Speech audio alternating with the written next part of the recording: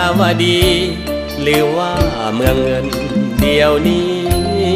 มีที่มาหลายบ้านหลายทองเมืองหลวงนำทางปกครองมาสองสาวพี่น้องสู่ธรรมาผู้สุดทองผู้พี่สื่อเจ้านางคันคำ200 กว่าปี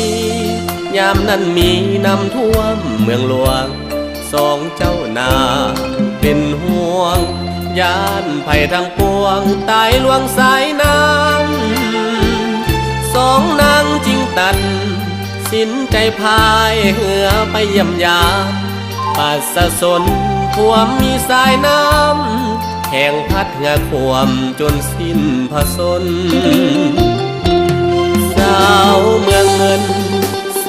กาเสียได้สองเจ้าทุกคนได้แต่ง่วมเหงา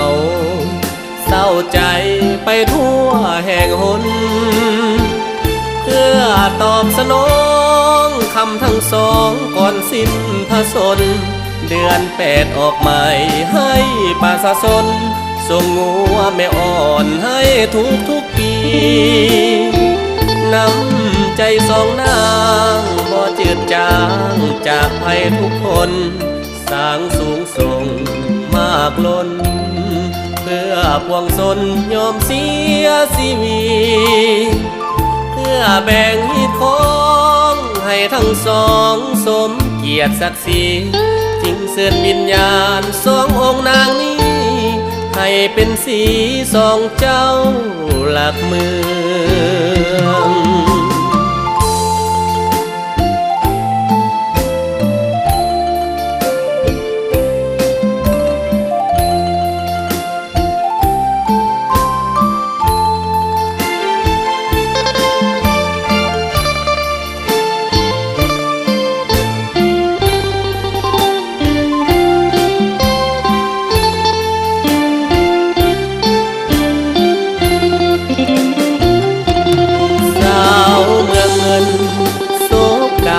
เสียได้สองเจ้า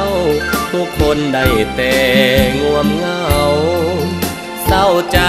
ไปทั่วแห่งหนเพื่อตอบสนองคำทั้งสองก่อนสิ้นผสนเดือน8ออกใหม่ให้ประชาชนส่งงัวแม่อ่อนให้ทุกปีน้ำใจสองนางบ่จืดจางจากภัยทุกคนสร้างสูงส่งมากล้นเพื่อพวงสนยอมเสียชีวีเพื่อแบ่งหิดของให้ทั้งสองสมเกียรติศักดิ์ศรีจึงเสื่อวิญญาณสององค์นางนี้ให้เป็นสีสองเจ้าหลักเมือง